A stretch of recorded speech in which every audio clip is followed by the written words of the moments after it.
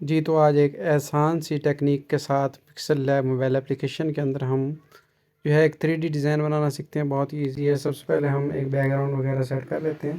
ایسے back ground وغیرہ کا کلر آپ لوگ اپنی گریڈینٹ سے کوئی بھی اپنی مرضی کا سلیکٹ کر سکتے ہیں. میں یہاں سے پنک والا لے لیتا ہوں اور دوسرا کوئی بھی کلر لے لیتا ہوں.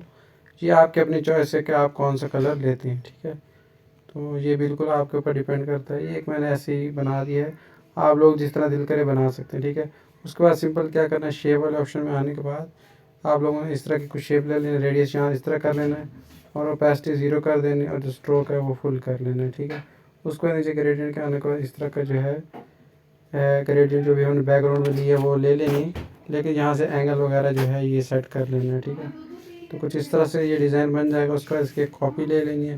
کاپی اس کے اوپر رکھنے کے بعد ایڈٹ والے آپشن میں آنے کے بعد نیچے آ جائیں اور نیچے گریڈینٹ میں جانے کے بعد یہاں سے اس کو ریورس کر دیں. ٹھیک ہے، اس کو پکڑ کے تھوڑا سا چھوٹا کر دیں.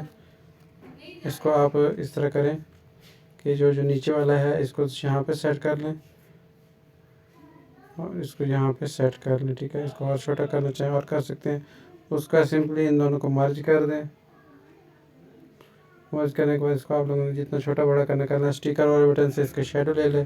شیڈو کا کلر کیونکہ وائٹ ہے، ہم اس کا کلر جو ہے بلیک لے لیں گے. اس سے تھوڑا یہ اور بھی خوبصورت ہو جائے گا. اس کے بعد اس کو اس کے نیچے رکھ کے بیک کر دیں. تو اس طرح اب یہ کا ڈیزائن جو ہے تیار ہو چکا ہے. لائک شیئر سبسکرائب کریں. شکریہ.